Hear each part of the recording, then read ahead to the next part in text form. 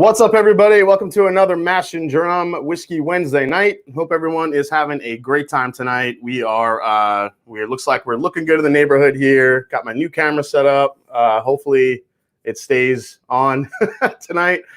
Got a new computer, so everything looks like it's nice and crisp and clear here. So tonight, guys, we have probably one of the coolest rock and roll figures that I've been reading about lately in whiskey in general. I mean, they have. If you guys haven't heard about Spirits of French Lick yet, if you haven't yet, I mean, they won Best Craft Distillery in Indiana. They also Fred Minnick put this beauty right here. Their Lee Sinclair 4-grain bourbon was awarded one of his top whiskeys last year. And, you know, when Fred Minnick was on the channel, you know, he kind of called us out as an underrated bourbon. And I said, you know, I'd never even heard of that stuff. I've never even seen it at all. So what we're going to do tonight is learn from the I can't say master distiller because he's not technically a master distiller. He's a head distiller and also an alchemist. So we're going to be talking about that. We're going to be taking a deep dive into Alan Bishop in a second, but I wanted to talk to you guys here and see, you know, what you guys are saying in the chat. Let's see, who do we have? Hey, Ron's Wood Turning Shop and Stuff is here. Karen B. Ford, Terrence Scott, Aiden Craig, Richie Z. Shayla Wayla is here from Whiskey Central. Give her a follow, guys. Give her a subscribe. Wildlife and Whiskey is here. Pop 'em, Don't Watch 'em is in the house too. What's up, buddy? Everyone give him a shout. Go check out his channel on YouTube as well. Mods, feel free to drop Pop 'em, Don't Watch 'em in the chat so people can go check him out and subscribe. Along with my buddy Kilco, Terrence Scott's here, Keith Schmidt, Aiden Craig, the Bourbon Wrench is here, Justin Jenkins. What's up, Trev? Scotty, my Bourbon Journey's here. Also, we have a very cool announcement about Scott and I's first barrel pick. I'll give you a shot of grabbing one of those tonight right here on the Mash and Drum. That's right. Rock the Hawk is here. 13 and 18 Shelby is here. Daniel Kerber's in the house. What's up, Kirby? Let's see. A lot of you guys come. Hey, the Linux Cat, Donnie's here. Tim Evans. So, guys, as more of you guys come in here, we're going to get pretty down and dirty when it comes into what, you know, about some history here and you guys know I love that stuff. So it's going to be a really, really great night, not only for learning about Spirits of French Lick, but just distillation, terroir, and grains and everything in general. So cannot wait for this. Vincent Chen is here. What's up? JG is here. Hey, Donald Rance, what's up, man? Adam Dorman's in the house. Chris Luddig is here. What's up? My drumliners are in the house. What's up, guys? Whiskey Witch just dropped in a super chat. Cheers to Alan and Jason. Love Spirits of French Lick. Yep, she's all ready. Jolie, a.k.a. Red, is here. I wanted to call out Whiskey Mountains, a.k.a. Adriana. So Adriana Rodriguez has started her own YouTube channel as well called Whiskey Mountains, where she's doing reviews literally in the mountains of Utah, and it's beautiful. So definitely go give that a try. Hey, Chris Beaton is here. All right, so without further ado, I want to bring in head distiller and alchemist from the Spirits of French Lick Distillery in West Baden Springs, Indiana. Here he is, guys. It is Alan Bishop. What's up, Alan? What's up, man? How you doing? How are you, buddy? Thanks for joining us tonight. Thanks for joining the Mash and Drum. Hope everything is well.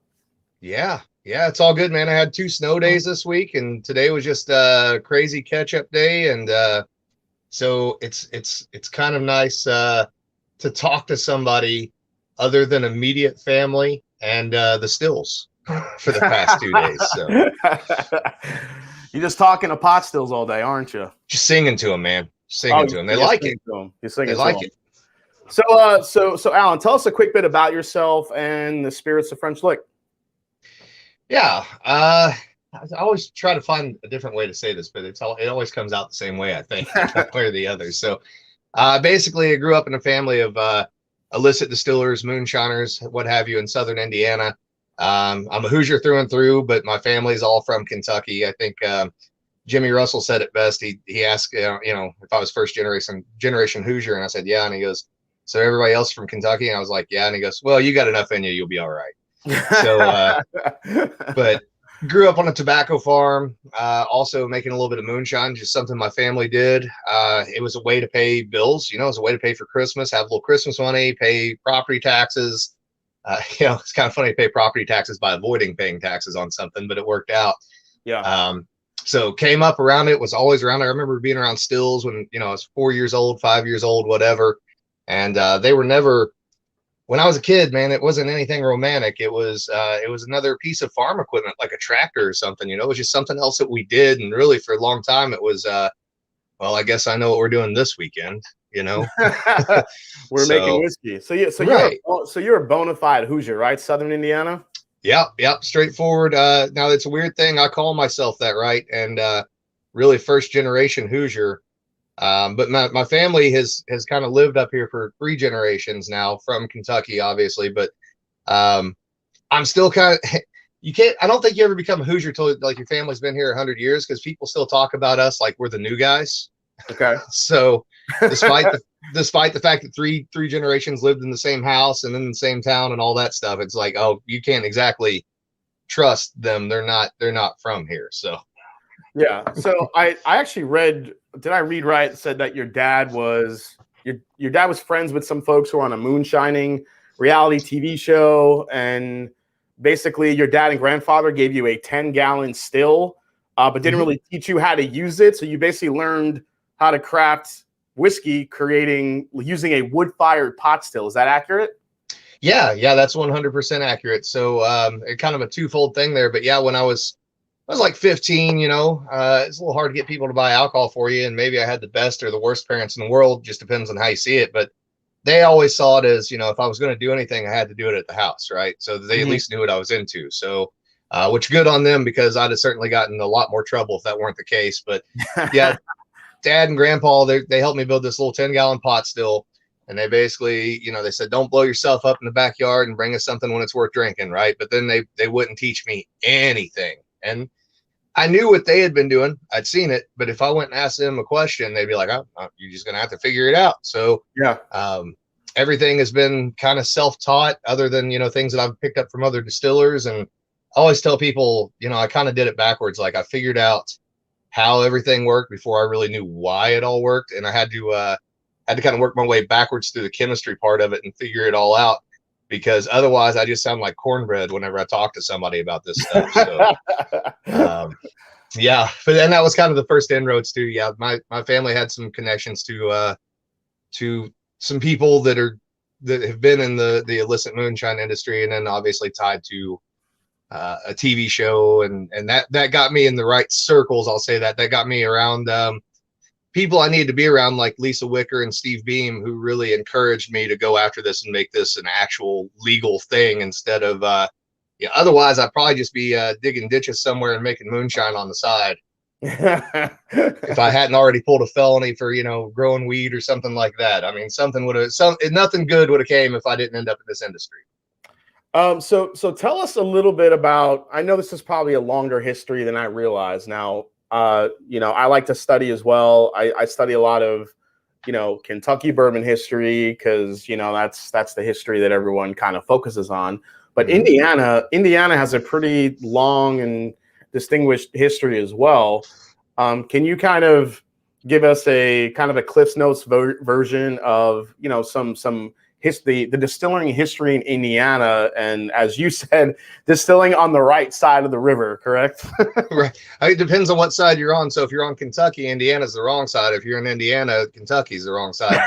But nonetheless, Kentucky had a better publicist than we did after Prohibition. But yeah, I'll give you the highlight reel. I mean, basically, since the beginning of Indiana, since before Indiana became a state, ever since its time as a territory, it's always been a distilling territory / distilling state, particularly Southern Indiana. So to kind of give you an idea, there was a period of time in the late 1700s up through about the 1820s where off the banks of the Ohio River in Madison, Indiana, there was a flatboat that sat on the Indiana side. And it was a mercantile boat is what it was. And all this flatboat offered was distilling equipment to people moving into Southern Indiana, because they knew, this is an agrarian culture. A lot of German heritage from the Black Forest coming through, coming down the Monongahela down to the Ohio River. And they knew that distilling was going to be a way that they made a livelihood and they were able to preserve their crops. So for that period, they're just selling stills to all these people coming into southern Indiana. So the first real provable recorded instance that I can find of distilling in southern Indiana happens in 1807. A man named John Fleener, just north of Salem, Indiana, starts off distilling peach brandy from peaches that were already growing here. The Native Americans that had been here before had gotten peaches from Spanish trading with Indian tribes in the Southwest.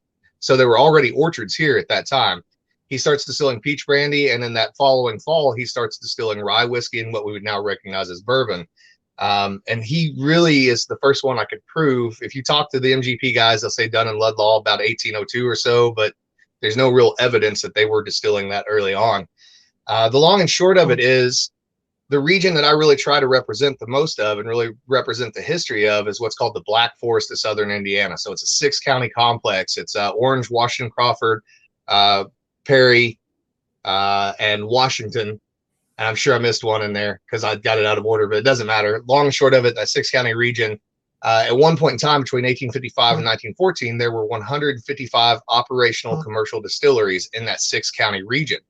That region is located on karst, just like in Kentucky, same limestone, same minerals, same pH, almost the same culture. In fact, we make the joke that there's no such thing as southern Indiana. It's Hoosier occupied northern Kentucky till you get up to about Columbus, Indiana.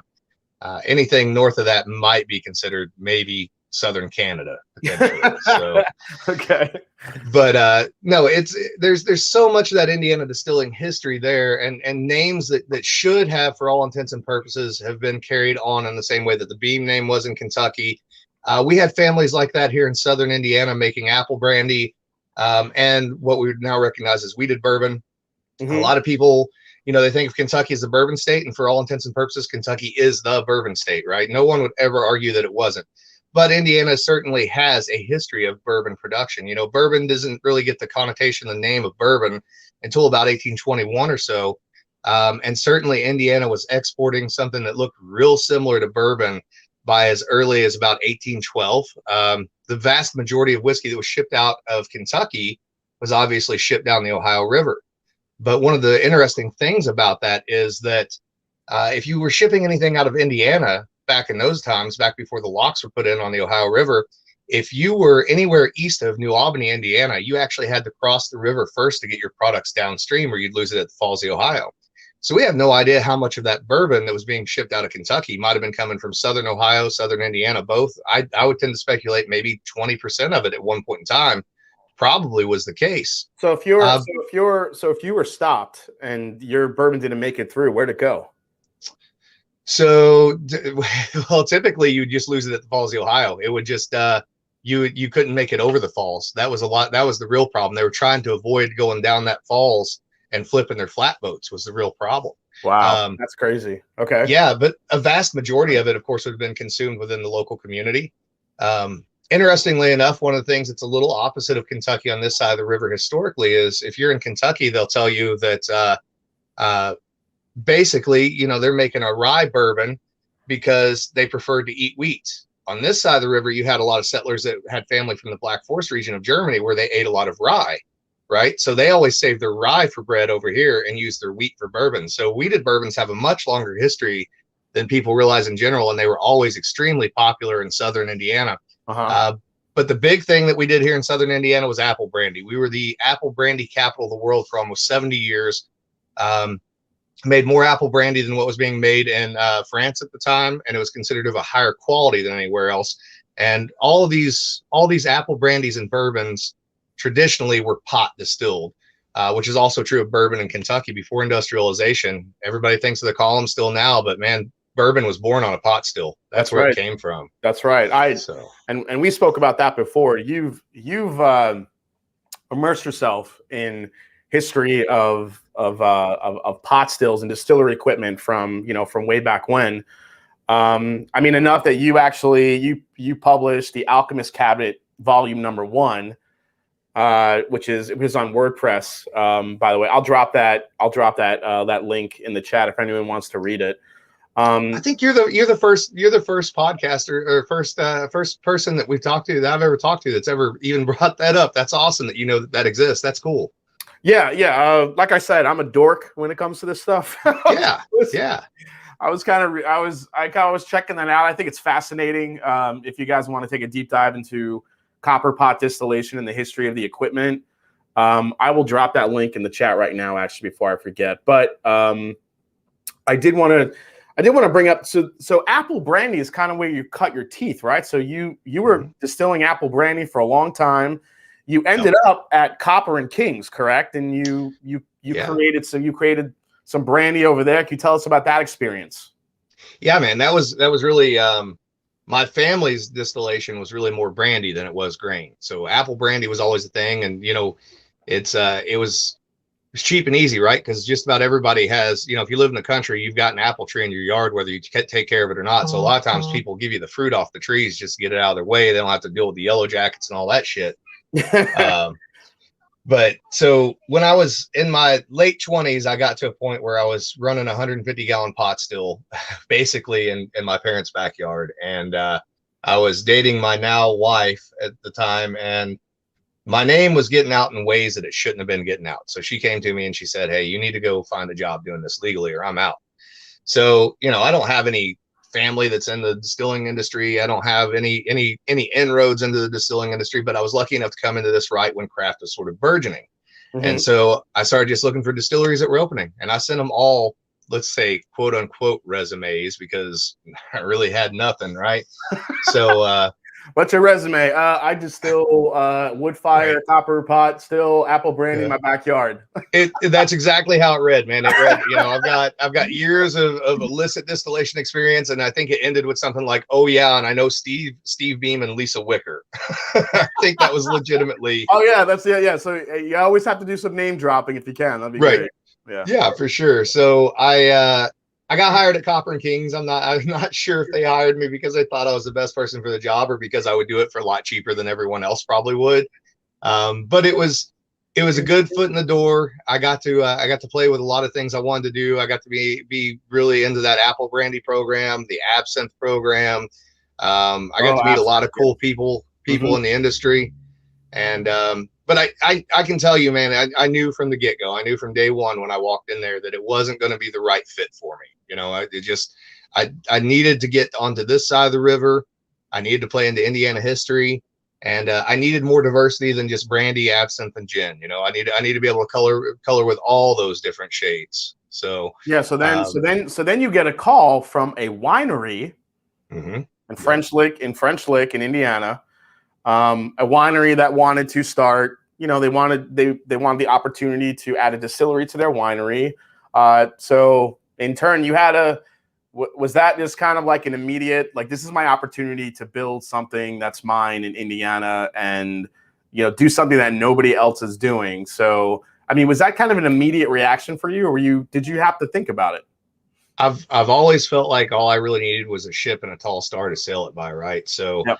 I knew I was on my way out of Copper and Kings one way or the other. And this actually involves Lisa Wicker as well, because she knew I was on my way out. And so she knew the Doty family who started the winery, and she had mentioned my name to them. And some other people had as well in the industry, and kind of pushed them my direction. They had run the winery for about 25 years, whatever, and decided to start a distillery when Indiana finally started opening up the farm distilling laws. So I got the phone call from the owner at the time. Sorry about that, man. Got cut off there. Sorry. Anyways, got a phone call from the owner of the winery, and I tried to play it cool and calm and collected, and act like I was kind of tangentially interested, but inside I was like, "Yeah, I'm out of here, man. I'm gone. This is as soon as I can pack my bags, I'm out, and I'm going to the Indiana side of the river." Way to play it. Well played, sir. Right. I didn't tell them that, but yeah, that was very much the case. And when I got there, I mean, to be honest with you, they're like, they were like everyone else who got into the industry initially. With the craft wave, a lot of guys, they have the money to start a distillery, but they really don't know anything about distilling when they start up. And a lot of people don't necessarily have a great business plan. So the original business plan at Spirits of French Lick, before it was even called Spirits of French Lick, was they wanted to do a bunch of liqueurs. And I said, A, you don't want me if you just want to do straight liqueurs, and B, it doesn't make sense. You guys sell sweet wine. So you want to sell 3 bottles of sweet wine or 1 bottle of sweet liqueur, because you're not going to sell both of them guaranteed. And, you know, the third portion of that was they had already ordered their equipment. I was like, you guys are way oversized for liqueurs. So, you know, here's your chance. You can do something legit and cool, and just let me do what I know how to do. Let me put myself to the forefront of this and really put my passion and my love into this.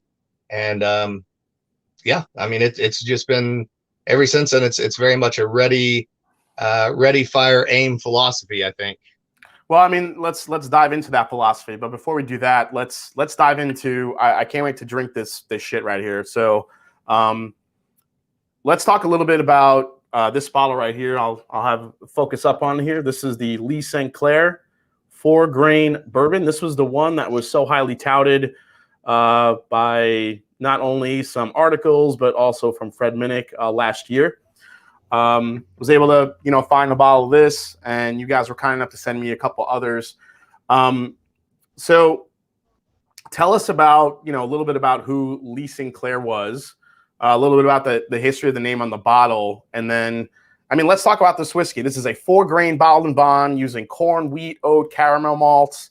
Tell us the recipe, the details, and everything that went into this. Was this also your first kind of Was this your first brainchild? Because you said you walked in, you're very liquor focused here, liqueurs. Let's do something new and different. Was this one kind of the first one in your mind? Yeah, man, that recipe was always going to be the first one out the door. And so, you know, when I told you earlier that my dad and my grandpa built that still, and they said, you know, bring us something that's worth drinking. That was the first recipe I came up with on my own. Now, at the time, it was a sugar shine. It wasn't an all grain whiskey. You know, it just was what it was, and it's evolved over time into an all grain whiskey. And I didn't know the history of it at the time. You know, I just used oats because I thought, well, oats are grain. Why the hell can't you use them? I never saw those guys do it, but let's throw them in there. And later on, I came to find out that oats were incredibly common in bourbon in the 1850s, 1860s. The column still basically took them out of production because they're a little harder to run through a column still because they're so thick, etc. Correct. And just add such a nice mouthfeel to the bourbon in general because there's so many long chain fatty acids there. But I've basically carried this particular mash bill with me from the home distilling days through Copper and Kings. We actually distilled a couple barrels of this at Copper and Kings, not called Lee Sinclair, obviously, but the same mash bill, same proportions. And I don't know whatever happened to them. I know the guys in the cellar at one point in time were being pretty hard on them. So hell, they may have drank the whole damn 2 barrels since then. Who knows? Oh man, that sucks. But yeah, it would be cool to see that come out one day for sure. But this was the first thing I wanted to do at Spirits of French Lick. And so the name Spirits of French Lick, it's very much about the spirits in the bottle, but not only the spirits in the bottle, the spirits of the local place. So it's as much about the people who have inspired the whiskeys and the bourbons and the brandies as it is about what actually goes into the bottle, because I'm also quite a bit of a historian. So my whole thing is, man, I could write, 20, 30 pages on any of these historical characters that we use. Maybe 5 or 10 people are ever going to read that, right? Yeah. But man, if you put somebody's story on a bottle and their story is compelling, and you don't have to make up bullshit. There's no marketing bullshit behind any of this. This is legitimately, I'm not putting anything on these bottles with the help of Jolie Kasperzak, our marketing vice president of marketing, as I call her, that isn't true, that we can't prove. We want it all to be factual, because I want people all over the United States, when they drink this stuff, I want them to be able to read about these characters, bring these characters back to life, and experience them through the whiskey that we're making, right? Kind of give them a little piece of Hoosier history, these people who weren't really paid enough attention to. So Sinclair, real quick, he was originally from, I believe, Greene County, Indiana. He was the son of a mercantile mill owner. The gentleman owned a huge mill up in Chicago and opened a secondary one in Salem, Indiana. Sinclair came down to Salem with his wife. Salem's in Washington County, where I live. And he started a large mill here. He then diversified, went into banking. He bought the New Albany State Bank, became president of the New Albany State Bank and the Salem State Bank.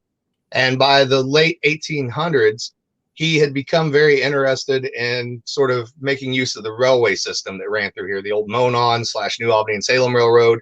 And he was very aware of what was happening in neighboring Orange County, where you have Springs Valley, French Lick, and West Baden, where the distillery's at. There's a lot of mineral water in the valley that has a lot of healing properties, supposedly.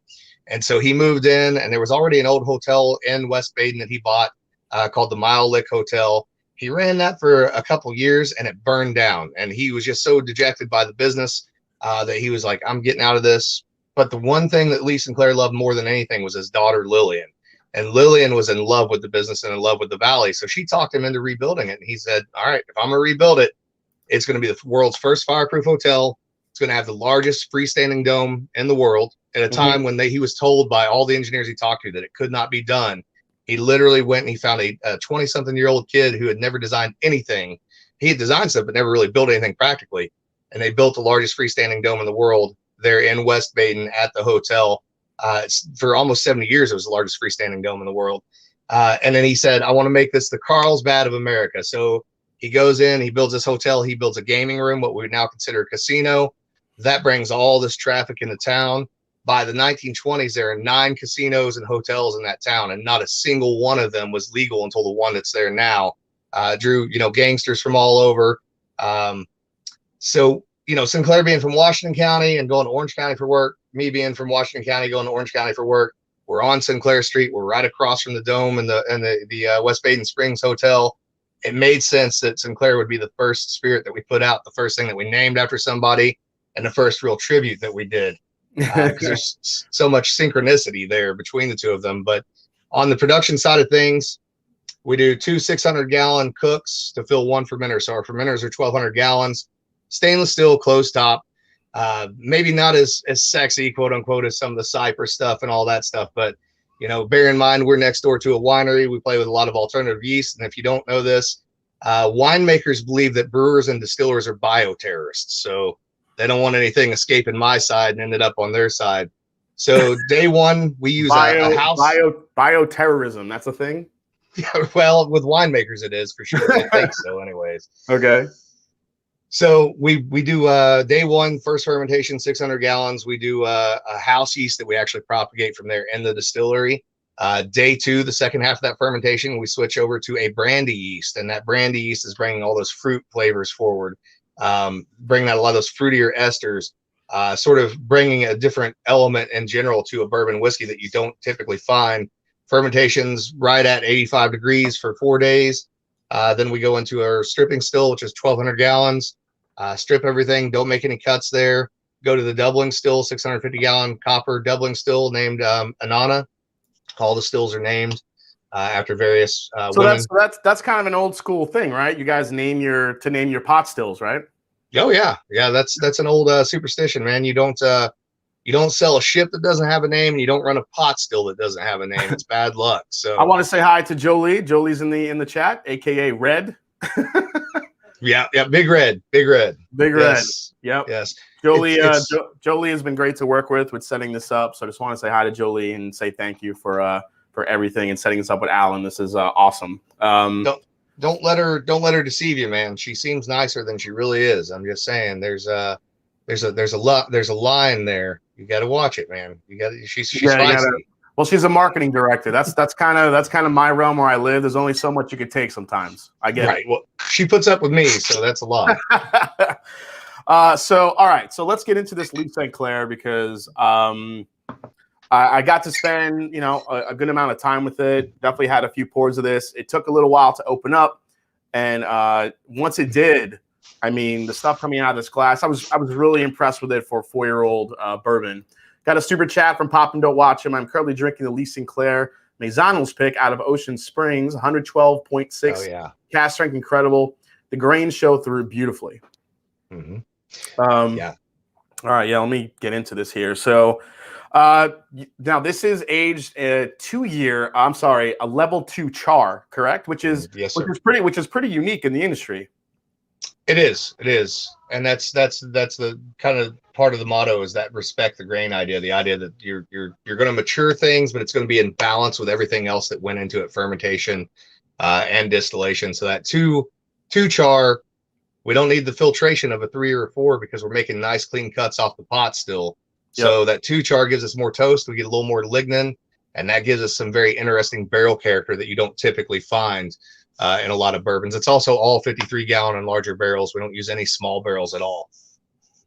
I find it interesting you're using 2 different yeast strains, especially the one from the Brandy, pulling in some of your experience from that Brandy, that you've used before. Mm-hmm. Again, this is also non-chill filtered, correct?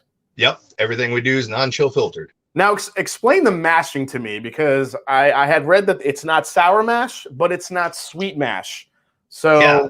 So as you guys know, sour mash, you're pulling some mash from your previous batch and put it in as a starter, kind of like sourdough bread. So you're kind of getting that reaction. You have some consistency. Sweet mash, you're starting new each time, which can be less consistent, but you also get fuller flavor. So what are you doing here that's not sour and that's not sweet? Yeah, so it's all about pH control to make your yeast happy, keep bacteria out, right? So what we do instead is we'll sour. We'll still sour, but it's not sour mash in that traditional method. So it's one of two ways.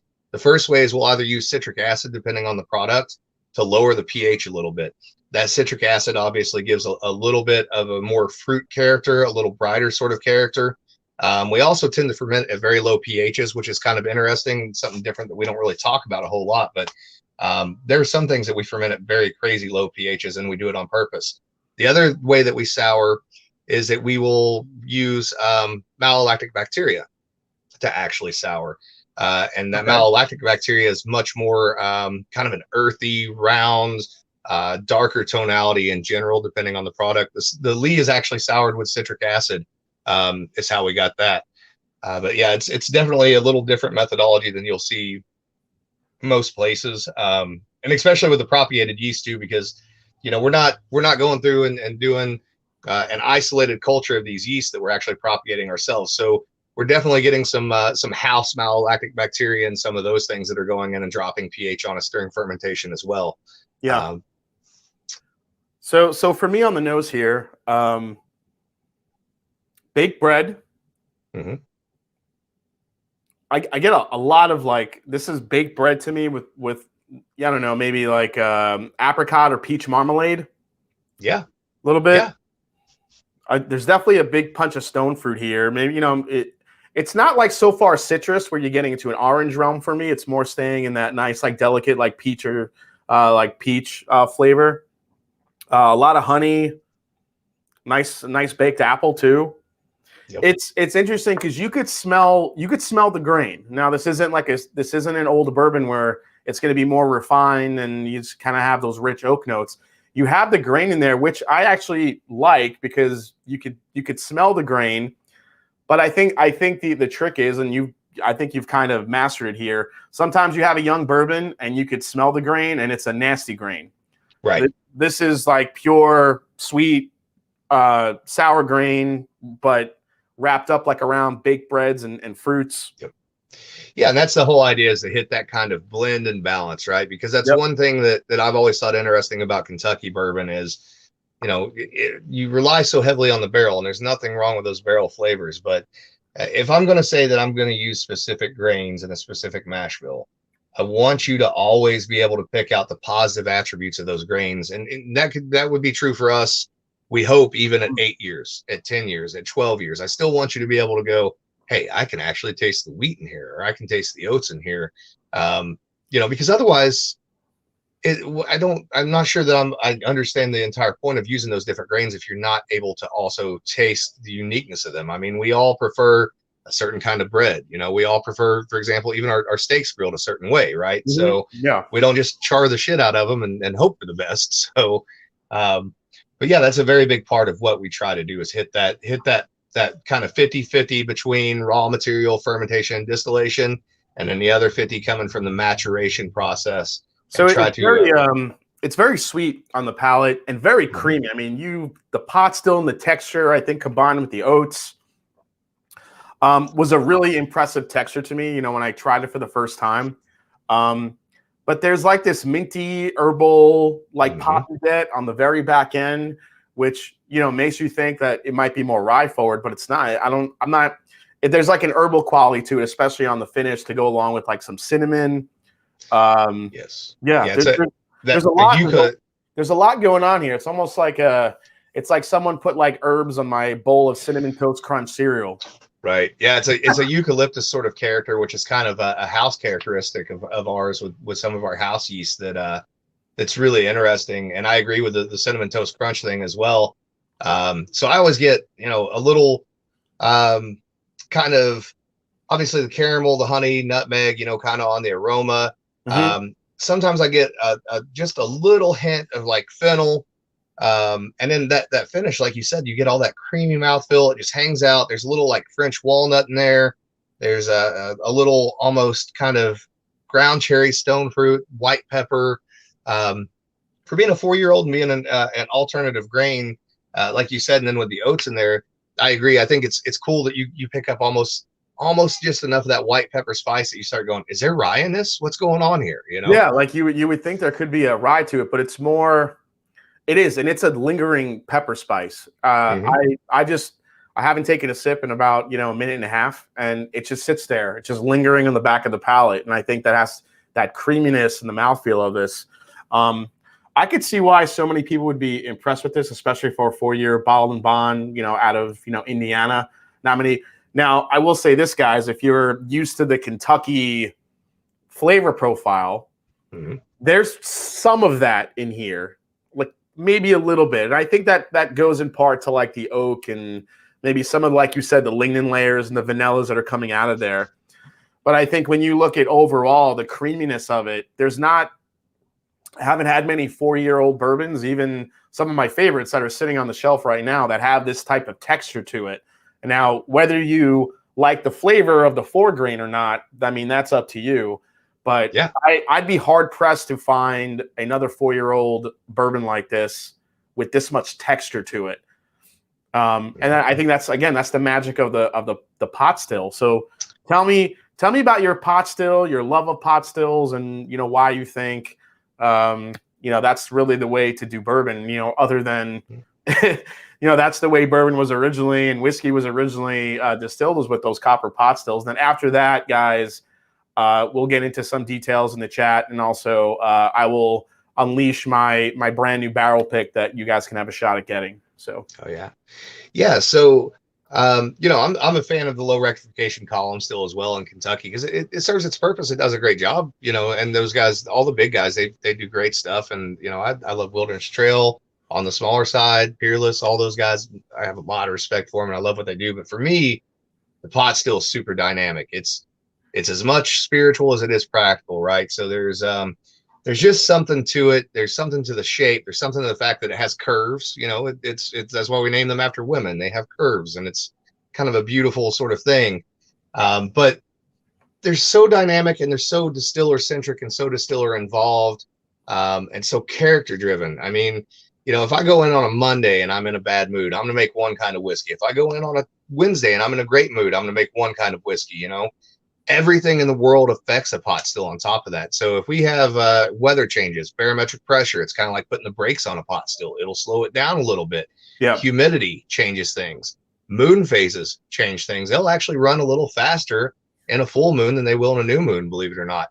You don't really create any consistency with a pot still. You hope for consistency to the best of your abilities and do the best you can, but you get your consistency from blending thereafter, right?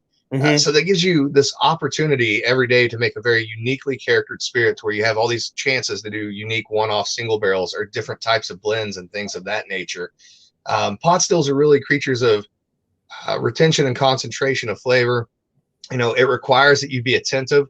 It requires that you be there and you pay attention to the rhythms of things in the distillery, the sound of things in the distillery. You don't just have a checklist. You're not just venting heads off to the atmosphere. You're actually making active cuts. We do 4 different cuts when we're running. We do a 4 shots cut to get rid of most of the methanol. We do a heads cut, which is a pretty traditional thing, get rid of acetaldehyde ethyl acetate. We do a hearts cut, which is our potable alcohol, and we do a tails cut. And then on some things, we can go down and do an old school, what's called a sweetwater cut, where you're actually taking some of the almost essential oil off your raw material to use for proofing water in the future. And that's just giving you that many more opportunities to infuse flavor into your product. So the beauty of a pot still is that it's incredibly inefficient. You're distilling almost as much water as you are ethanol. So that water is really what's carrying your flavor across. Okay. The other thing that's happening is what we're in the business of doing is breaking down long chain fatty acids into esters and phenols, all those different flavors you taste in that finished whiskey, right?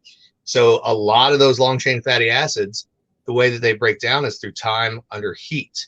So if you're in a column still, for example, a lot of times you're only in contact with heat for a couple of minutes. Your mash in general might be in there for a couple of minutes. Okay. In a pot still, if we're doing a stripping run, one batch, because a pot still is basically a batch system. A batch is going to take us 12 hours. So that mash is under heat that entire 12-hour period. You're getting all these crazy complex chemical reactions. Not so great for large scale production, obviously, unless you're the McKellen and you can just drop, football fields worth of stills into one area. But, exactly. Yeah. Right.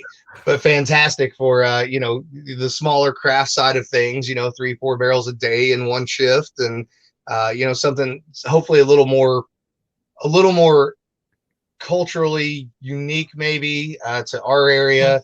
And really trying to bring those big flavors and those differentiated flavors, because so many people have this idea of bourbon as this one spectrum, the spectrum that we know, which is post-industrialization, post-prohibition, 6 or 7 big guys. The profile falls into 2 or 3 mash bills.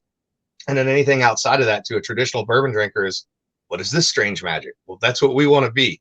We want to be that strange magic, but we also want to be respectful and traditional in the extent that, everything we do from this point forward with bourbon will always be bottled in bond. That's something we set out to do from day one.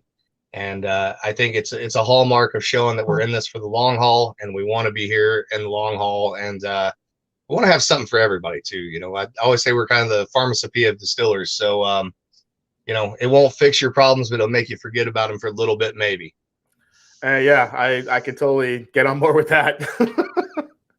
But yeah, also, you talked about, column versus pot still distillation. I mean, you have guys, have the big guys that are trying to churn out so much different whiskey or so much bourbon at one time. And you see these gigantic, column stills that are, 20 feet in diameter.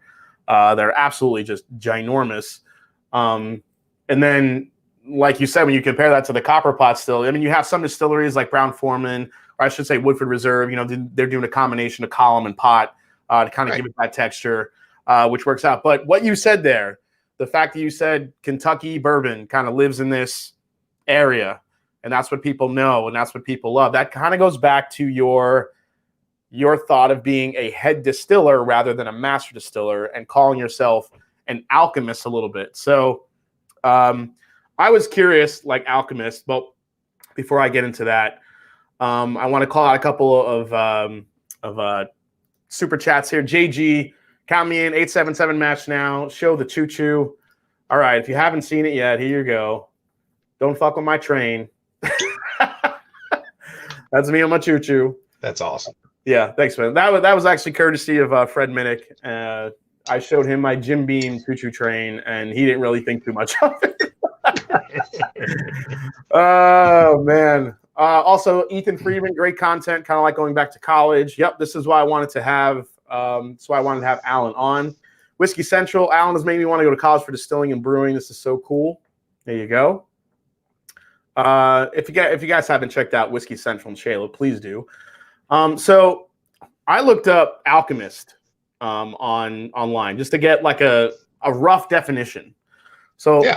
A rough definition of alchemy is secretive experiments usually involving heat and the mixing of liquids that led to the development of pharmacology and the rise of modern chemistry. So why alchemist over master distiller? I was curious to get your perspective. So it's sort of a twofold thing, right? So I don't take myself too awful seriously. And to give you an idea, you guys don't have to go to college. I'm just a dumbass hillbilly from Indiana that figured this out somehow. Yeah. So the thing with the alchemist is, I actually like this, the sorcerer. That's kind of cool. So, right. Thank you, Garrett Reed. Yeah. Oh, yeah. Yeah. Garrett's a good guy. Yeah. So the whole thing with that is, listen, if you're going to be pretentious, right, don't be a little pretentious, be the asshole. Just be completely pretentious. And nothing sounds more pretentious than commit to it. Own it. Yeah. Nothing sounds more pretentious than me calling myself an alchemist, right? That's the biggest kind of dick move that I could make, Yeah. But there's a philosophy behind it too. So I mean, if you take any of the guys that have been, in a distillery anywhere in the world, it doesn't matter what profession, bourbon, brandy, whatever, and they've been there 30, 40 years, they are the master of that domain without a doubt. If they don't know the answer to the question, they can probably get you the answer to the question, whatever. But let's use bourbon as an example. Let's take Jimmy Russell, who I love to death.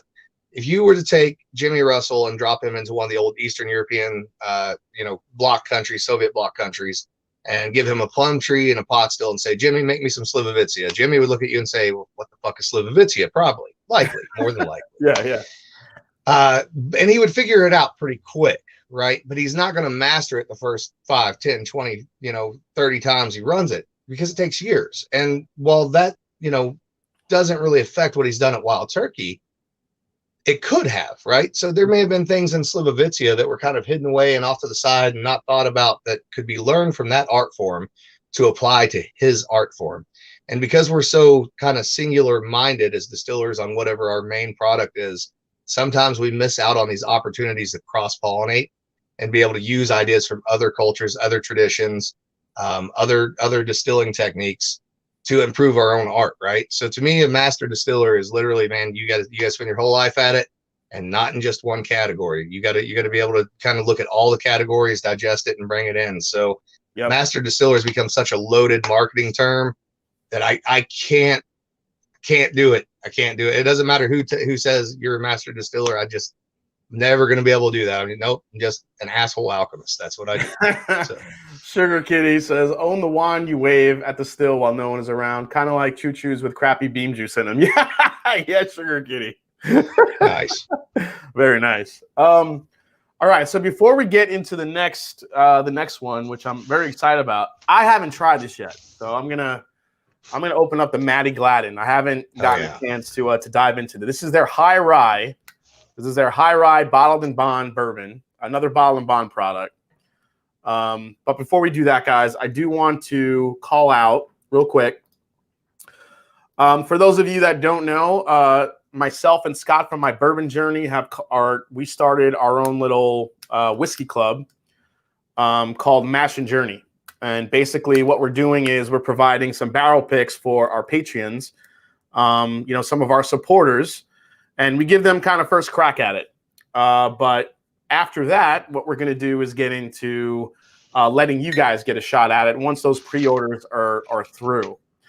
So Scott and I have already collaborated, and we have made our first barrel pick that we're going to make available to you tonight. So I just want to show it to you here. Here it is.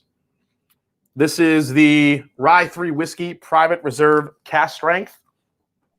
If you guys haven't caught the review that I did on this, this is a 3-blend whiskey. It's a Canadian rye. It's also a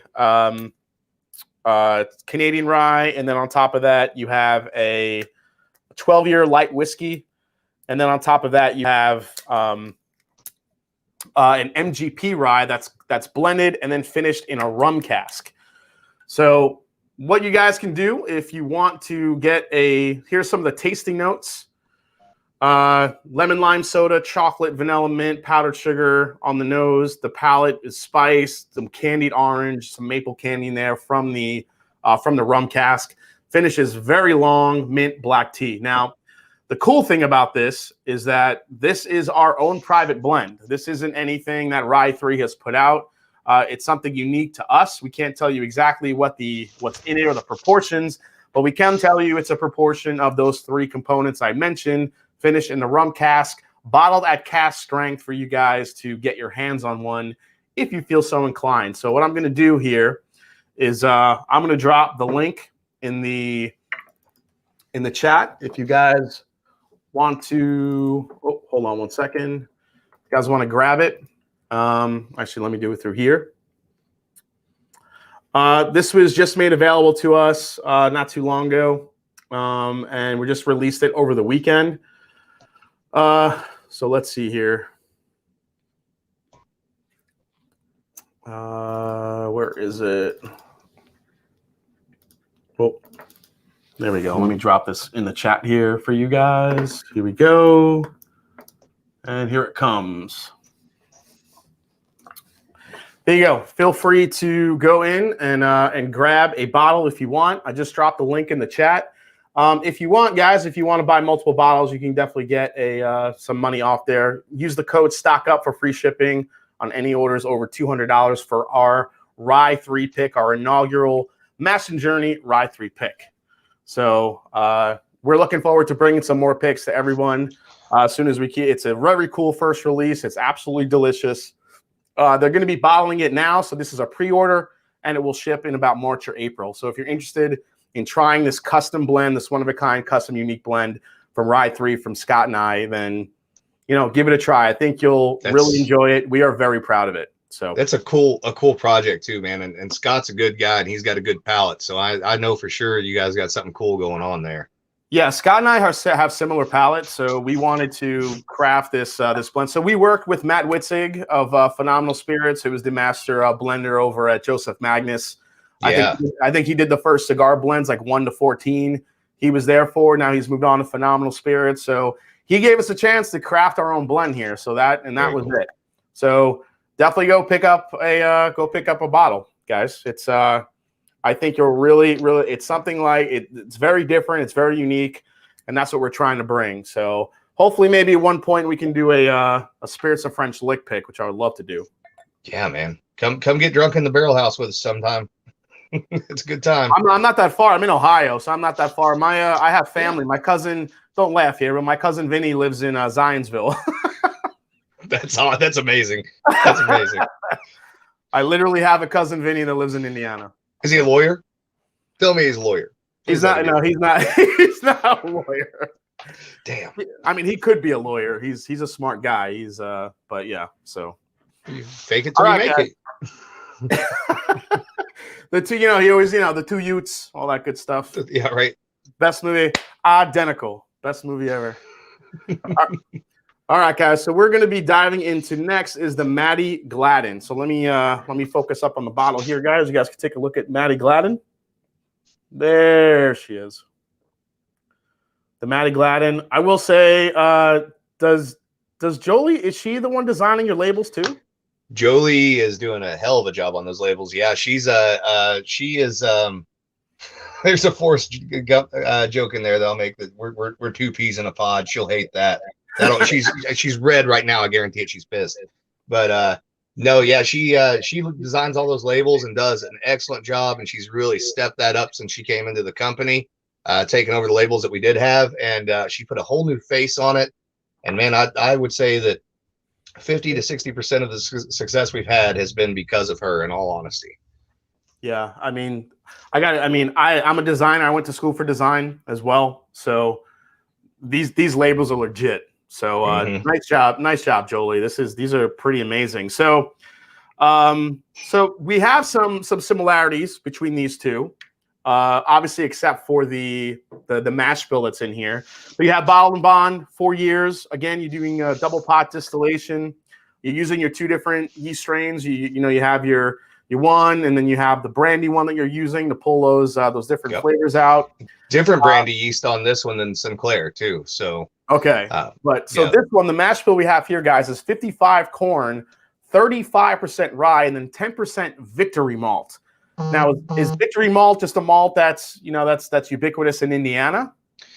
No, it's kind of an old school brewer's malt. So it's a real lightly roasted malt, but it has a kind of a biscuity sort of character to it. So think of those kind of like flaky homemade biscuits that you get. Yeah. A little drier, and it really complements that rye really, really well. But we love those brewer's malts because listen, the least sexy thing in a distillery is distiller's malt, and it serves its purpose, and it has enzymes, converts starch into sugar, all that stuff. But brewer's malts are where it's at as far as adding different flavors and different dimensions, changing up flavor profiles. Even take a traditional mash bill, throw a different brewer's malt in there, it changes the character completely. We run a wheated, for example. That's basically the old APH Stitzel wheated recipe, and we switch out for caramel malt. Completely different profile than what you get from any of the wheated. So we really like playing with those different caramel malts. The other thing I think you'll notice on this too, you'll pick up that the mouthfeel is very similar to the Sinclair, which is both pot still, but also, no oats in this. But what we do is we change the vapor path on our still a little bit. So I have two different vapor paths we can take. And the idea here is to run as heavy of a rye flavor, as punchy as a rye flavor as what we can, but we actually drop down into the very early tails, just a hair bit. And the idea there is that you're getting some of those oils off of those tails, but you're not getting that vegetative note or that vegetative aroma. You're just getting those oils. So it coats your mouth. And I think you'll notice too, that when you finish this, if you wait a second, you have this kind of interesting thing that happens where the flavor will dissipate a little bit, and then all of a sudden, out of nowhere, it'll just come right back onto your palate. It's where those oils are mixing with your saliva, and it just right back onto you, man. Completely different experience in the Sinclair, but in a really good way. Yeah, that Maddie's my go-to. I'm not allowed to bring that. Ironically, I'm not allowed to bring the whiskey named after a whore to my house. I want to drink this with a cigar so bad. Mm-hmm. So what you just described, I usually call it the after finish. It's after you swallow it and you wait like a second or like a minute, and then all of a sudden all these flavors come rushing back. It doesn't happen with many whiskeys or bourbons, but yeah, I'm definitely getting it here. I get that tobacco leaf note you were talking about before on the back end of this. More black pepper, a little bit more mint. Would you say like those like herbal minty qualities is kind of a signature? Yeah, those are definitely house character for us, and you'll find those pretty much across our products to some extent when it comes to bourbon. They're maybe a little more so in the Maddie and the Lee than there will be in some of the future products, but they're very characteristic of the house character that we have, especially using that yeast that we cultured from the distillery. Yeah, these are. So this one, what is the herb you mentioned earlier? Was it eucalyptus? Yeah, so like eucalyptus, maybe a little kind of like menthol sort of thing, or even a little horehound going on in there. I get horehound more on the Maddie Gladden than I do on the Lee Sinclair, but I love that, and it's it lets you know you're drinking something, you know. I mean, if you guys, you talk about high rye. Now we have Kentucky producers that claim like 12 or 13 or 17% is a high rye. That's not high rye. This shit is high rye. Yep. If you're gonna do it, go all out, man. Go all out. So, but again, I feel like this is the thing that I've seen with these two offerings. The noses are somewhat similar, where you get the grain, you get beautiful, soft, but yet flavorful grain on the nose. This is still baked bread, honey. I'm getting a little bit more apple punch on this one, I think, like cinnamon apple. Yep. But I mean, on the palate, this is clove, ginger, spice, eucalyptus, and then it finishes with that. I guess we're gonna call it your signature finish here, where it's like that herbal, minty, like creaminess to it. Yeah, exactly. Yeah, you hit the tasting notes on that almost just dead on, man. And there's to me there's a little of that. Not so much that pepper, but that grains of paradise spice to it as well that sort of holds up really well on the sides of the tongue. And I get a little grains of paradise. That's a good call out. That's a note I don't generally think of very often, but I could see where that comes from for sure. There's a little molasses in there too, and this was always going to be number 2 out the door from the get-go, man. And it was Maddie Gladden. That name has been lined up for a long time to be used for something. So yeah. So who was Maddie Gladden? All right, so this might be in fact the greatest story in bourbon history, potentially. Buckle up, guys! Greatest story. I thought the story of I love the Remus story, the George Remus story. Right. I thought that story was brilliant. All right, let's see. After being in jail and him, killing his wife murdered and all this stuff, can Maddie Gladden beat that story? Go for it. We'll be pretty close for sure. Well, I'll tell you this. She was a powerful woman for her time, and it took a tiny little distillery in Indiana to finally get the marketing in place to put a whore on a bottle of whiskey. That's where I'll start. So, and I mean that in the best possible way. Okay. But so Maddie was a resident of Salem, Indiana. She was actually a housekeeper for Lee Sinclair when she was a teenager. At some point in time, she fell in love with one of his business interests, or presumably love, who knows, but he was quite a bit older than her. It turns out that it's quite possible that Lee Sinclair might have ran the guy out of Salem, Indiana at the time because he was so mad at him about it. Maddie and him took off to Tennessee. He died shortly thereafter, we believe. They may have been divorced, but we think he actually died. She remarried again while she was down there. All these rumors started coming back into town that Maddie had moved to Tennessee and become the madam of a very prominent brothel, two brothels, one in Nashville and one in Chattanooga. Shortly thereafter, she moved back to Salem, Indiana, where she had married again a third gentleman named, I can't even remember his first name now, Percy Gladden. Percy Gladden. So Percy was from New York. Okay. He described himself on the marriage certificate as being a cowboy. I'm not sure how you're a cowboy being from New York, but whatever. I'm from New York, and I'm from New York, and I'm as far away from a cowboy as you're going to get. Right. He was. I've seen a horse. Right. He was apparently a very ambitious and violent man. Okay. He owned the first motion picture theater in town, several bars, etc. The long and short is, when Maddie comes back, all these rumors are circulating about how she was a prominent madam in Tennessee, that one of her lovers had been famed P.T. Barnum, circus owner, and that P.T. Barnum had given her it's called a going away prize for being his favorite gal, right? So she was going to retire, move away, do the whole thing. She'd already had a child and she wanted to get out of the industry, whatever. So when she moves into Salem, very conservative, small town along New Albany and Salem Railroad, she begins building this huge, beautiful Queen Anne Victorian style house on Main Street. And so all the ladies are like, oh, she's going to start a whorehouse for sure, right? But there's no rules on the books in Salem at the time say that you can't do this. So she builds this beautiful house. As soon as she gets it built, what'd she do? She opens it and turns it into a house of ill repute. But it wasn't like you think of it nowadays. So things might have ended up in sex at the end of the night, but there was a lot of other things going on. It's kind of a house of entertainment. She had 3 or 4 girls that worked for her. They were all literate. They were all educated. They all had to know how to play the harpsichord. They're entertaining all around, right? So every day she would go down to the train station at 3 or 4 o'clock in the afternoon. She's not really trying to deal with the local men. She's trying to catch all the businessmen coming from Chicago, going to Nashville. Okay. So she'd go down dressed to the nines, hand out her business card, invite the businessmen back to her house, etc.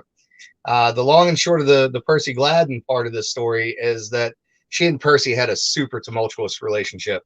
And they ended up getting divorced. She kicked him out of the house. He came back into town from Chicago about a year later, very drunk. He tried to break into her house from the outside, and she was on the second story of the house in the bathroom, and she actually shot Percy in the face under his left eye with a .38 caliber pistol. It didn't kill him, but they had to take him down to Louisville to get medical attention. And she must have really had something going on, because they were married again a year later, ironically. So what? I'm telling you, man, this is a crazy story. So, oh my God. First of all, she shot him in the face. Yep. He survived. And then they married again a year. I love you, baby. Thanks for shooting me in the face. Let's get married. And wait, I've never mentioned this part on a podcast before, so this is new info for people who have listened to me ramble on before. But she was married another time after that to a different gentleman, which I've talked about. But when she died, Percy literally tried to buy everything from her estate. That's how much he was obsessed with her. He bought all of her furniture. He bought all the photo albums, everything he could get that was hers, he bought, which is kind of interesting. But she didn't operate the whorehouse for very long, maybe about 6 or 7 years before the town ladies finally figured out a way to, guilt their husbands into shutting this place down and getting everything under control. But she always flaunted herself about it. So even when she was shut down, she bought these nude Greco-Roman statues, put them in the front foyer of the house in front of the big picture window. And she'd keep the windows open so everyone could see the nude statues. And she told a friend that if these women of Salem are so into art and they're so high class, then surely they can't complain about this art. So, basically a big middle finger, a big FU to the people who complain. The other interesting thing is that because she had a lot of money, she had done very well for herself.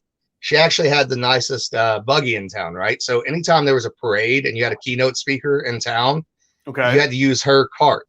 So you literally find these pictures of her with one of her ladies in the cart. And I've made this joke many times. I've never seen a whore on parade, but I would go to that show without a doubt, because it'd be hilarious. But not everything was real easy for Maddie. She did suffer from what's called Bright's disease. Her son also suffered from Bright's disease. At the end of her life, she married a local farmer who was pretty well-to-do, and it must have been true love, because they both agreed to a prenup on each side, to where she wouldn't get anything, he wouldn't get anything. She moved her son back into her house because he had gotten to the point that he couldn't take care of his wife or his daughter. who moved back in with their family, and she took care of her son for the last year of his life. He passed away, and about a year later, she passed away. Now, the real irony in this is that, and we love Maddie to death, and there's tragedy there, and it's a cool story, and yeah, it's interesting and everything, but she is buried in a Kennedy plot, which is kind of interesting. What? So, I'm sure it's not the same family, but it's just ironic in some ways. Jolie is saying Maddie had a safe in her house with a buzzer hooked up to the door of the closet, so if you open it, she would be alerted. Yeah, it went directly to so the safe was actually, the house was kind of built around the safe, so the stairwell was built over the safe, and when the homeowners, Chris Bundy and his wife, the most recent homeowners before the newest ones here, when they moved in and started restoring everything, they found this panel that would open up and it had a key lock on it. And ironically, and luckily, the electronics still worked. So when you would open this panel up to open this safe that actually had her name on it, it said Martha, I can't remember her original last name, but it wasn't Gladden, because she had so many. Martha Schultz, that was it. Okay. Anyways, when you open this panel up, this buzzer would go off in what was her room. So she knew when somebody was fucking with her money. Now, the other kind of neat thing we do that I think people enjoy is bottles number 1 through 3 of anything that we do. They don't ever go on the market. I don't keep them. They don't go to anybody. What happens is they either go to the grave of the person we named it after, to the local historical society / museum, or to descendants of the people that we named them after, just as sort of a tribute. Lee Sinclair's got both bottles number 1 of the 2-year-old and the 4-year-old in his mausoleum. I actually tracked the key down to be able to go into his mausoleum and place those there. And Maddie and I have shared a few drinks together. So, I don't want these characters standing at the foot of my bed, haunting my ass at night because I didn't do something right for them. So, gotta take care of them.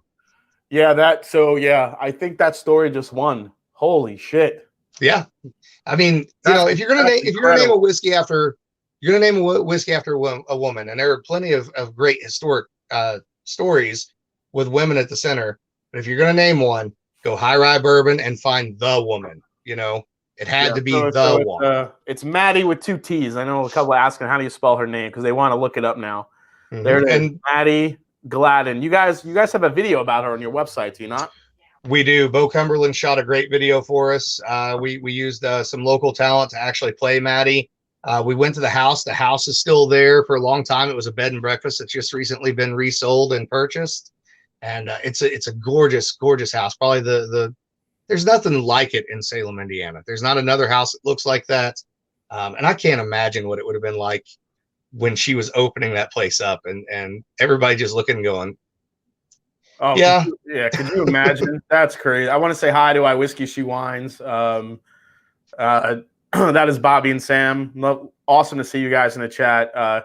They said I would have front seats, and I think that was when you were mentioning the whore parade. The whore parade. Yes, for sure. Sure. Jolie says there's 3 different videos on there. So, yeah. All right. So next up, this is the one I'm a little scared of. This is Spirits of French Lick, Fascination Street, Le Bleu. Yes. So this is what we were talking about earlier. You were, making some absinthe and some really interesting stuff over at Copper and Kings. So you kind of shifted that, brought that over to here. So what exactly do we have with Fascination Street here? Yeah, so we did an absinthe. We started out with a Le Bleu style absinthe a couple of years ago when we first started up, which is more of a Swiss style, but we lightened it up a little bit because absinthe in the Midwest, it's kind of a hard sell, right? I mean, you either like that licorice flavor or you don't like it. So we wanted to do a little lighter style. We basically then took that Le Bleu, which is a true absinthe with true grand wormwood, and we placed it into a new American oak barrel, which there's no tradition of whatsoever. And people ask a lot of times, like, why did you do that? Well, why the hell wouldn't we? We had the new oak barrel, we had the absinthe, let's put them together and see what happens. So the idea here was to kind of bridge the gap between absinthe drinkers and bourbon drinkers. Give them some of that new American oak that they like so much, and also give them some of that absinthe characteristic. Well, I got to say here, so right away, I told you before we went on that I was scared of this bottle for one reason only. My grandparents shoving, and my cousin Vinny fucking shoving Sambuca down my throat when I was a little kid. And I hated it. And I hated fucking Vinny. Yeah, and I hated that black licorice note up to this point. Even today, I just looking at them like, I just kind of get a little, choke up in my, but I'm smelling this. And it's not as much licorice as I thought I was going to get out of this absinthe. I'm actually getting some really beautiful like orange and cherry notes coming out of the glass here too. That's mixed in with the absinthe a little bit, the black licorice. So it's not as off-putting as I thought it was going to be. Actually, the nose is kind of dreamy. Yeah, it's a little more tame, obviously, I think, than the regular Le Bleu. And that was the idea. And it's also not crazy high proof. It's 106, 108, I can't remember. But we wanted it to be something you could sip on neat, something you could drop a rock into, and just enjoy as a neat spirit that's a little different from everything else. There's also a little rebellious streak in there too that I'm sure is a little bit, it's going to make absinthe traditionalists mad and it's going to make bourbon traditionalists mad. But sometimes in this industry, it's as much about who you piss off as who you make happy, for better or worse. Yeah, so. I love, that's the part that's pretty like rock and roll. I mean, right. So, and part of that, that sensibility that you have when you're talking about, so you pair music with each bottle, correct? Yes. That's something you do as well. Yep. Talk a little bit more about that and kind of how that drives your creativity when it comes to crafting these whiskeys. Yeah, definitely, man. That's music is a big part of my life. I always tell people wherever the crossroads of kind of music, history, distillation, wherever there's that crossroads that's where you're going to find me at, because that's what I enjoy the most. So music inspires everything that I do, everything that we do. I mean, Jolie's the same way. Everybody I work with is the same way. We trade, links back and forth all the time with music. But so what I try to do is the Four Roses says use this in an old fashioned. Thank me. I'm going to do that. That sounds actually pretty awesome with this. Hell yeah. Jolie, aka it says it's definitely not anything. No, this is not Mallorca. I can actually, even though I have an aversion to black licorice, this is actually pretty palatable. Yeah. You get some vanillas and some fruits in there. The absinthe, the black licorice is there, but it's not anything like Sambuca, thank God. Right. Yeah, I feel you on that, man. And it took, I'll be honest with you, even developing the number of absinthes that I have over the years, it took me a little while to understand that flavor and understand how to make different bridges to make that flavor work. But on the music side of things, every time that we get ready to create a spirit, I create a playlist because I have this idea in my head. Here's where I want to go, but it's a little different. It's kind of a whiskey to me is almost like a color or a feeling, or, what do I want it to evoke when someone drinks it? What kind of feelings are involved in its production? Where am I at in my life? All that sort of stuff. But how can other people interpret that? So I'll make a playlist and people can look these playlists up. They're on my YouTube. They're also on Spotify now. I believe a couple of different people put them up on Spotify because I'm way too lazy to do all that. But the idea is that you'll be able to go and pick up the spirit and pour a glass of it and put the playlist on, and bam, you're right there where I was, hopefully, whenever I was developing these things. So we actually named this particular product after one of my favorite songs, Fascination Street by The Cure. And the idea behind that is, that it's absinthe is sort of evocative of that bohemian sort of thing. There's the line in the song about kicking the last nail in. Yep. And that's really what absinthe should make you feel to some extent. It should be, maybe maybe it's not so much a social drink. Maybe I just want to sit down and put on The Cure Disintegration tonight. It needs to be a slightly self-destructive and a positive and ambitious way moment. I'm with Whiskey Mountains, Adriana. I'm with you. I think Spotify playlist for a particular spirit is pretty genius. So my channel is The Mash and Drum. I've been a drummer for about over 25 years now. Mm-hmm. I've been playing, and I think of there's tons of times where I'm sitting there listening to music and playing. I can't say I have as cool as headphones as you do. Oh man, I got the old Pioneers, buddy. Dude, that I'm a little jealous of those, and that kind of like that white color. Oh my God, that's awesome. These are family heirlooms. Yeah, you got the old phone cord. I love it. Big old spiral cord. Yep. The old spiral phone cord, the old school phone cord. Yeah, that's when the phones came with the big, the big dial. Big rotary dial. The big rotary. There you go, Jolie. There's an idea right there. We'll make a whiskey and we'll call it Rotary, and we'll put the damn phone dial on there. All the kids will be like, "What the hell is that thing on their label?" That's a brilliant idea. Yeah, just kind of have it on the side, just like dial it. Right. And yeah, and then when you dial the right number, I don't know, something happens. It's pretty right. Awesome. Yeah, but yeah, so yeah, whenever I'm listening to, I listen to a lot of 80s alternative, 90s alternative, stuff like that. So The Cure is actually, something that I listen to a lot too. So yeah, when I saw Fascination Street, I immediately thought, I'm like, oh, that's kind of like the song. And then when I was kind of doing my research on it, I'm like, oh shit, this is literally named after The Cure. Right. Exactly. Yeah. That's and it has the entire playlist for that product, I think, if I remember correctly. That and Maddie Gladden are both real kind of new wave heavy, I guess you'd say. So I find myself listening to that stuff a lot here lately and enjoying it. Yeah, Adrian, I'm going to do that. I'm probably going to, because I do have a couple playlists that I, when I'm listening to stuff that I'll throw together. Yeah, thanks, Alan, Jolie, for that idea. That's amazing. Yeah, man. Well, it comes naturally because I can tell you right now, like Christy Atkinson, my partner on Distillers Talk, is probably on here listening tonight, and Jolie is, and a few others, and they know how I am, man. I get a few drinks in me, especially during this pandemic thing, and I'm just sending you a ton of YouTube videos. Just hey, listen to this. Do you like it? Is it good? And I don't give you time. I don't give you time to actually listen to it because I'm sending you another one immediately. So. All right, so before we kind of wind down here, I got one more bottle here that I definitely want to know about. So this is the Lee St. Clair, and this is a newer release for you guys. This is the Iconoclast series. Did I say that right? Yep. Perfect. Here it is, that. So this is the Lee St. Clair, but the difference is the bottom of that bottle there. You see the Iconoclast series. So what does that mean, and what spirits do you have lined up in this series? Mm-hmm. So this is something we've been talking about doing for a little while. And the idea behind Iconoclast, the word itself is basically somebody that, basically gives the finger to institutions or sort of precious ideas, and it's a little more of that rebellious streak in us that just says, fuck you, we're going to do what we want to do. Nice. So what we wanted to do with the Iconoclast was we always want to do these small barrel dumps, like 3 barrels at a time, and very purposefully go through and find barrels that do not fit the profile of what would ordinarily go into a bottle of, say, Lee Sinclair, or eventually there'll be a Maddie Gladden, etc.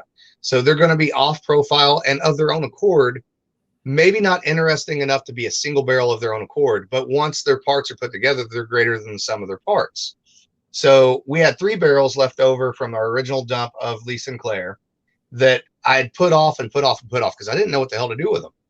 But they got to a point where they had these unique little interesting things going on their own. And then I'd made a blend just of equal parts of them to start with. And it became something that I thought was really interesting, very different, very apple forward on the nose, very different profile to the regular Lee Sinclair. I will tell you that this is honestly, as of right now, this is my favorite thing I've ever put in a bottle my entire career. I love that Iconoclast. And the cool thing about it is also the shitty thing about it. It will never, ever be reproduced the same way. It's always going to be different every time we do it. Oh my God, I'm gonna cherish this bottle then, because on the nose, as soon as you said apple, there's a caramel apple note to this, but I feel like it's also kind of wrapped in chocolate. Yes, there's a little, like, I get a little of that, do you remember when you were a kid, you'd go make like snow ice cream and you'd use like that vanilla extract sort of thing? Yeah. That vanilla extract's definitely going on there.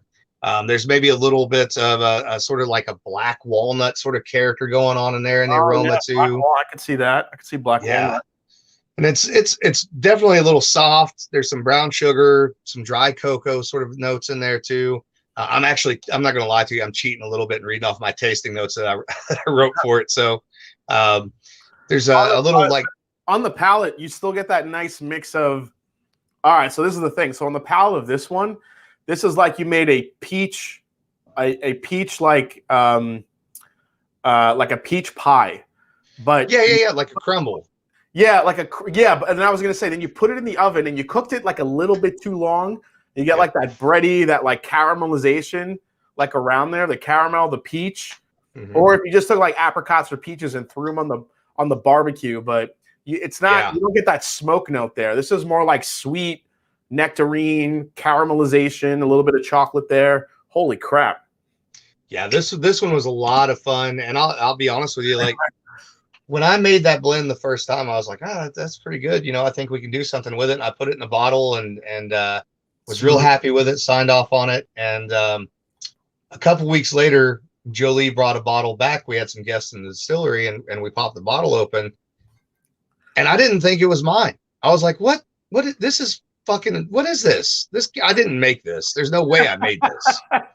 So, now you can, so remember how you were saying that you were having trouble with your resume? Now you can add master blender to it. Right. It's right there next to master bullshitter. Just all in one line. Master blender and alchemist. Thank you. Right. Oh, how did you blend that? I just fucking took 3 equal parts of these great barrels and there you go. 3 equal parts of these weird barrels that didn't fit anywhere else and it worked out. But again, on the finish, I'm telling you, this is the Spirits of French Lick like DNA now to me. Just off these 3 bottles, the herbal, fennel, mint, and I think on this one with this blend though, is a little bit more like a chocolate cream soda thing going on. It's like effervescent on the back end. I think that's your signature, man, and I love it. I love an interesting. The people that watch my channel, they know exactly that I like a good finish. I don't like, somebody in the chat mentioned, is it smooth? These guys that say smooth finishes because they don't want to feel or taste nothing once it's going down. I call bullshit on that. I like it to be. I agree. I like a really good finish, creamy mouthfeel. I'm telling you, you guys. I mean, you guys are bringing it. Now, again, for you guys in the chat, this isn't a typical Kentucky bourbon profile. If you're expecting this to taste like Woodford or Buffalo Trace or anything like that, it's not. This is actually, it may not have the refinement of it, but it actually is a lot more interesting to me because it's different. It's not what everyone else is making. You have different types of distillation, all pot still. This is, like I said, this is probably the creamiest 4-year bourbon I've ever had. This is so textured, which I love about it. I'm actually going to crack open. I'm going to have this Maddie Gladden with a cigar once we're all said and done tonight. Because this is just begging to be paired with a cigar with all that herbal quality to it. If you've got any of the lighter styles of Davidoff cigars in particular, that Maddie goes really well with those. Wow. Okay. I don't know if I have those. I have a bunch of I just restocked in some Olivas and I have a bunch of Alec Bradleys that I think would probably go well with some real nice dark ones. So I think like with this, something like this herbal and spicy, I want to see if I could find like a dark but sweet cigar to kind of pair with it to bring out the best in both. Yep. But yeah. Very cool. Yeah, let me know what your pairings are because I'm interested. What's that? Let me know what your pairings are when you do that because I'm interested. Oh yeah, for sure. I'm going to do that tonight.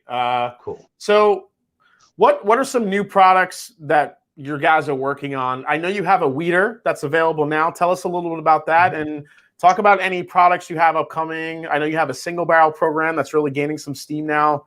And let us know where we could find, I know you guys are a newer distillery. You don't have a lot of distribution, but you are growing a little bit here. You're getting into other states slowly but surely. Tell us where to find this stuff and what you guys have upcoming.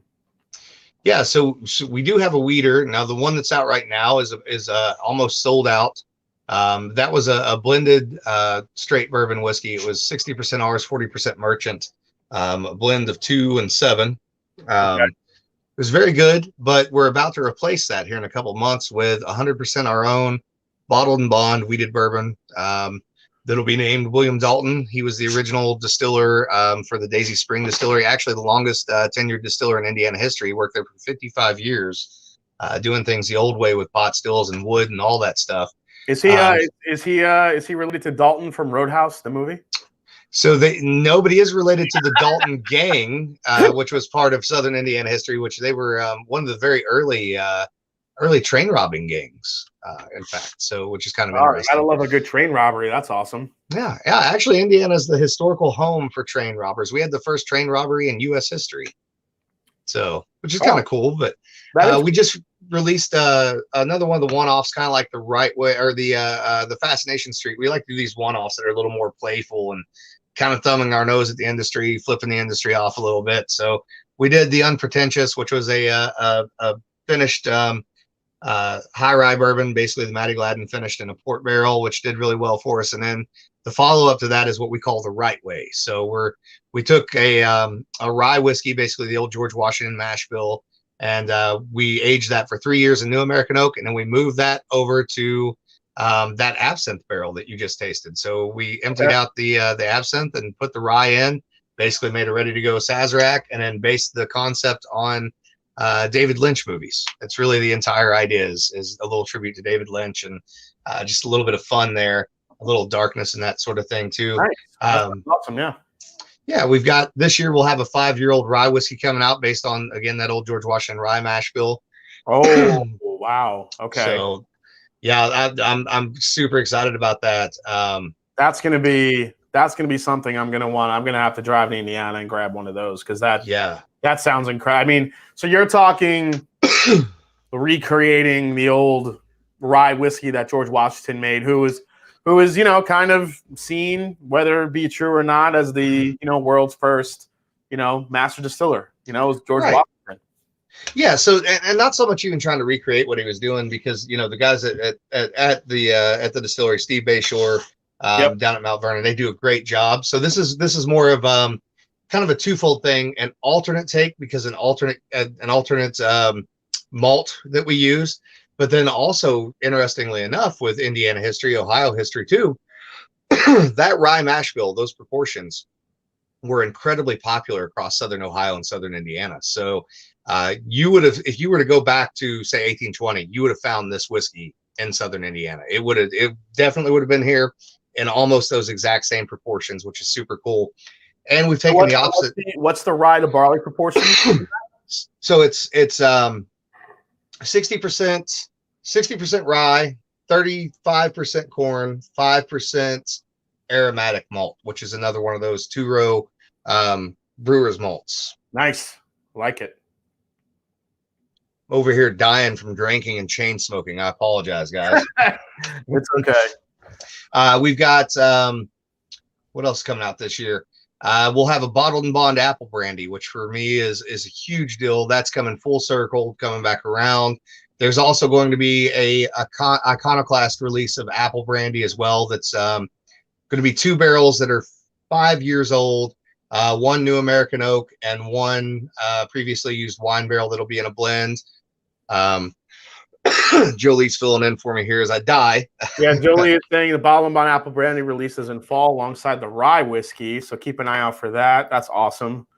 There will also be, I think it was Benjamin Eves. He was talking about where's my whiskey den? The Light Tower whiskey. What's that one? Fucking asshole. Listen, I might have made the mistake on a podcast at one time of saying Light Tower instead of Lighthouse, and I'm never going to live it down. No. But Benjamin Eves, I'm going to go to Key West, and I'm going to pee off that Light Tower. I'm telling you right now, it's happening, buddy. I'm going to get drunk on absinthe, and I'm going to piss off that Light Tower just so I can say I did it. So nice. But we also have there will be a single barrel of apple brandy that was actually aged in tequila come out this summer, and we did this in a very interesting way. We basically made a white young apple brandy, cut it just like a moonshine, and went into these barrels that were once used French red wine barrels. Okay. That then had tequila in them. So we're trying to get that apple and tequila sort of thing pulled together in its own unique sort of thing. There's probably going to be a 5-year-old limited release of Catawba brandy this year as well. Holy crap, man! So I mean, yeah, for a smaller distillery or craft, you're putting out a ton of shit. It's we're just throwing stuff at the wall, seeing what sticks. Yeah, for sure. So there's a lot. That apple brandy in that secondary cask, the tequila and the red wine cask, that sounds ridiculous. When is that coming out? So we'll probably do that for early summer would be my guess, because I think it fits into that cocktail program where you're going a little lighter, a little fruitier. Yeah, for sure. And it's good of its own accord too. And if you make it by the distillery sometime, we'll get into one of those barrels and you can taste it at I think it's sitting at 141 proof right now. So it's got a little octane to it. All right. So again, real quick, where if people want to, so I know you guys are available on Sealbox, and Jolie had already mentioned that you're restocking in March on Sealbox to get some of these bottles we've talked about tonight. Not sure what's available right now, but what are some other areas where people can find your stuff? Yeah. So right now, I think all of our distributors are taking pre-orders on Lee Sinclair because Minnick moved that needle overnight real quick. Yep. I think he was trying to give me a heart attack. So I'm pretty sure he almost succeeded with that. Yeah. Minnick can do that to a bourbon. It is insane how fast he can do that. And we're crazy appreciative of it and love it. But yeah, we're available in Indiana. Pretty much any decent liquor store should have us. If they don't have us, we're distributed through Johnson Brothers. We're also available in Kentucky through Heritage Distribution. We're in Missouri through Show Me Distribution. SpiritHub.com for Illinois. I believe they ship to a couple of other states as well. Misanos and Mississippi. I think we're going to do some more barrels with them. We also have distribution there now. Getting ready to go into Louisiana, possibly Oklahoma. Man, I'm trying to think. We've got some barrels in North Carolina. Sealbox is probably your best bet for most states because 30-something states that he ships to. But we're trying to sort of own. Oh, Texas. Texas is our real big states. We do a lot of business with Liquor King down in Texas and Full Clip distribution down there. And those guys have been real good to us at Liquor King. They actually picked up the very first single barrel we ever did. And man, they burn us up on those single barrels down there, and we love the state of Texas for sure. So, yeah, I would imagine single barrels when it comes to this. I mean, single barrels, especially for whiskey enthusiasts, tend to be where it's at. But as cool as single barrels are, I don't want anyone to sleep on the core offerings. Oh, yeah. Because they are that damn good. They're very different. They're very unique, and you'll see my full review of these coming very soon. So I'm hoping, you guys will be on the lookout for that. But my goodness. I mean, what can I say? I mean, for you guys so on the thumbnail, when I launched a live stream for this, I said, is this going to be the year of French Lick Spirits? And I think it is. I think you guys, what you have coming out, what you're creating, you guys are grain to glass, respect the grain, as it says right here on the front of the bottle. The stories behind it, the different types of mash bills that you're using, the different grains, and obviously the man himself, the alchemist, the Snape of whiskey. There's another hashtag right there. Thank you. I know you live and die with hashtags. Oh hell yeah, yeah.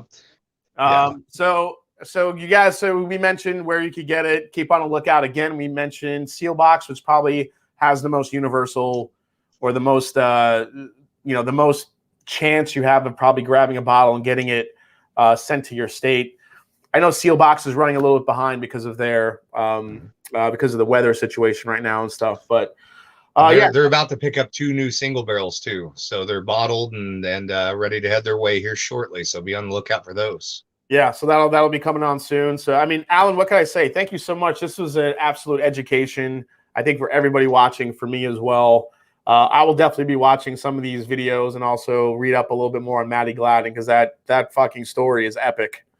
Yeah, man, I appreciate you having me, and I appreciate everybody listening. And for anybody who wants any more info, obviously spiritsofFrenchlick.com, but also check out thealchemistcabinet.com. If you're interested in all that Indiana distilling history we just talked about, I've tried to archive all of it that I possibly can for future generations and to help build up the industry here in Southern Indiana. So, yeah, I dropped that link earlier before. If anyone wants to read it, get real nerdy. I'm going to probably take a deep dive on it, sooner than later. So, Alan, I want to thank you for coming on. Let us know real quick where to find it. You're on Instagram, obviously, as the Alchemist Cabinet.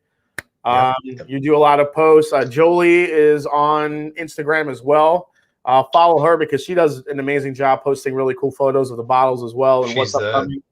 The Testarossa is Jolie's. It's funny. I know hers. I don't know my own. Yeah, Jolie is the Testarossa. So I hope everybody tonight, learned a little bit of something, not only about just spirits in general, but what's going on in Indiana, a little bit of how some pot still distillation works. This is what I was hoping for when Alan was coming on, because the education and the experience just leads into how good the whiskey is. And there's just not a lot of this stuff out there. We're getting the thing that's pissing me off, as we go down, as we see each week, we're getting tons of these new releases of source whiskey thrown into a fancy bottle. And for me, I'm just getting tired of it.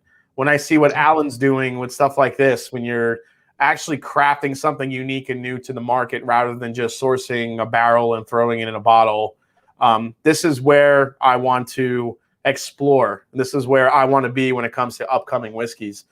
And if I can move the needle a little bit more on this stuff, then I'm happy to do so, and I will be. So thank you so much for coming on, Alan. I appreciate it. And thanks for all your knowledge and making this whiskey. I appreciate it. Yeah, man. Thanks for having me on, and be sure to come by sometime and hang out, and we'll get in some barrels and show you what all we got hidden away back there in the cellars. Oh, okay. Yeah. I'm going to be there sooner than later as well. So oh yeah, man. Good. Cheers to you. Cheers to Jolie for helping out in the chat. If you guys, again, go check out Curiata.com for that barrel pick. If you want to grab some bottles there, it's absolutely delicious. I will see you guys next week right here on the Mash and Drum. Take care, and I'll see you soon. Cheers.